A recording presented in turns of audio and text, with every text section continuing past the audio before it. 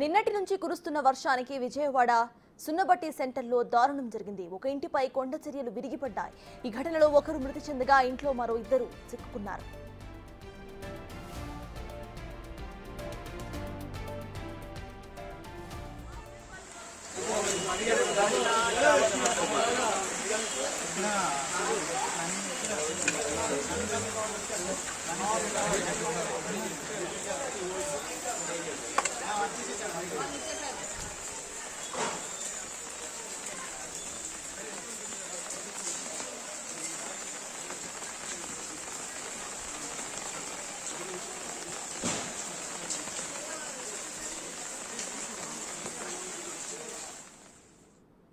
ఇదే అంశంపై పూర్తి డీటెయిల్స్ మా ప్రతినిధి మల్లికార్జున్ అందిస్తారు. మల్లికార్జున్, చెప్పండి, ప్రెజెంట్ అక్కడ అప్డేట్స్ ఏంటి? ఆ ఇంట్లో ఉన్న వాళ్ళు ఏమంటున్నారు?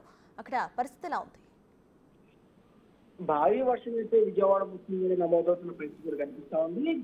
నిన్న ఉదయం నుంచి కూడా వర్షం అనేది పూర్తి స్థాయిలో కురుస్తున్న పరిస్థితి కనిపిస్తుంది. అప్పుడున్న లోతట్టు ప్రాంతాలను కూడా మొత్తం కూడా జలమయమైన పరిస్థితి కనిపిస్తుంది. ఈ నేపథ్యంలోనే ఈ వానకు మొత్తం నిన్న ఉదయం నుంచి పడుతున్న ఈ వానకు కొండలు కూడా పూర్తిగా ఆ బ్లాక్స్ మధ్య ఉన్న మట్టి అంతా కూడా నల్లి పెద్ద పెద్ద కొండ బండరాళ్ళు కూడా విరిగి పడుతున్న పరిస్థితులు కనిపిస్తుంది. విజయవాడ ఏదైతే సున్నబట్టి సెంటర్ వద్ద ఉందో ఒక ఇంటిపై కూడా పెద్ద కొండరాయి ఈ వానకు నేపథ్యంలో కూడా దారి మొత్తం పడటం కూడా పడింది. ఈ క్రమంలో ఆ రాయి పడిన క్రమంలో అక్కడ ఏదైతే ఇల్లు ఉందో ఆ ఇంటి మీద పడటంతో ఆ ఇంట్లో సుమారు ముగ్గురు కూడా నివాసం ఉంటున్నారు. అందులో ఒక స్పాట్ లోనే ఒక వ్యక్తి మృతి చెందినట్టు కూడా తెలుస్తా ఉంది. ఇద్దరికి తీవ్ర గాయాలైనట్టు కూడా తెలుస్తా ఉంది. ఈ విషయాన్ని తెలుసుకున్న వెంటనే కూడా అక్కడ ఉన్న అధికారులు హుటాహుటిగా అక్కడికి చేరుకొని పోలీసులు అక్కడికి చేరుకొని రెస్క్యూ ఆపరేషన్ అయితే చేస్తున్న పరిస్థితి కనిపిస్తోంది. గాయాల పాలైన ఇద్దరిని కూడా అక్కడి నుంచి అంబులెన్స్ లో విజయవాడ ప్రభుత్వ ఆసుపత్రికి అయితే తరలించారు. మృతి చెందిన వ్యక్తిని మార్చులకు అయితే తరలించిన పరిస్థితి కనిపిస్తోంది. ప్రస్తుతం అయితే ఆ కొనసాగులను క్లీన్ చేయడానికి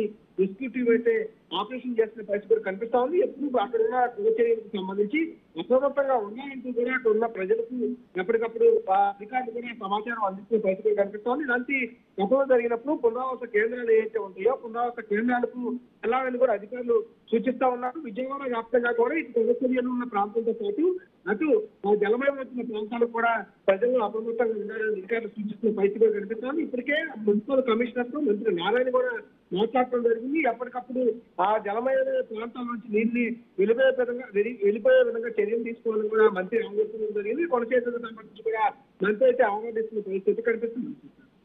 Right, thank you, Mallikarjun.